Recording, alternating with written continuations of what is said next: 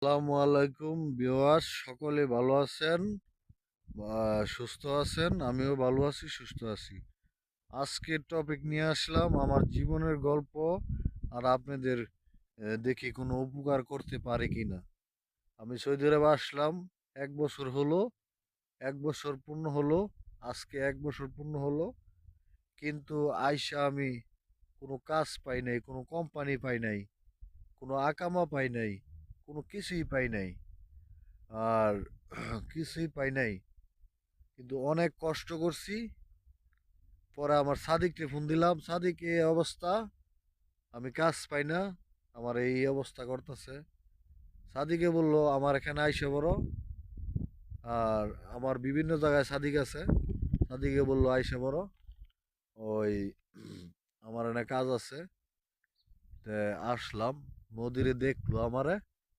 দেখার পরে কইলো এই ওরে সাইট মুদির হিসাবে দিয়ে দাও। ওই পারবো কিনা ওই কাজগুলো। 40টা গাড়ি চলে, ড্রাইভারের কি সমস্যা, গাড়িতে কি প্রবলেম বা কোন জায়গায় প্রবলেম, এটা সলভ করবো ক্যাম্পের ভিতরে থাইকা, বাইরে যাইতে হবো না।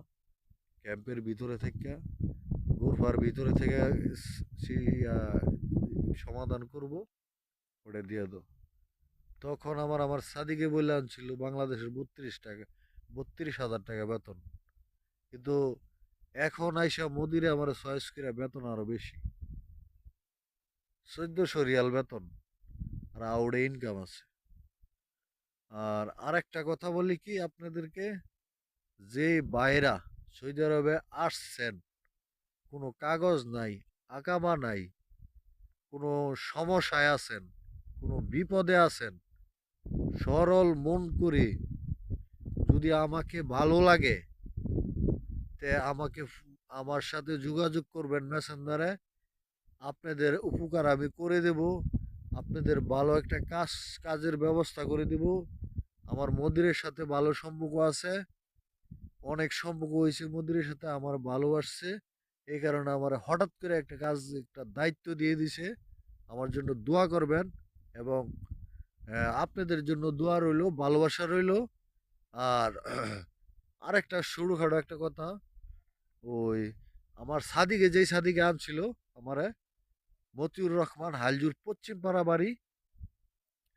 ওই সাদিকে বাংলাদেশ থেকে লোক আনে। যদি কেউ আসতে চান, মাদ্রাসা ক্লিয়ারের বিষয় আছে, এরপরে হেরামের বিষয় আছে, মক্কা শরীফের যা কাম আছে ওইটির বিষয় আছে, এরপরে ভালো ভালো বিষয় আছে কপি হাউসে।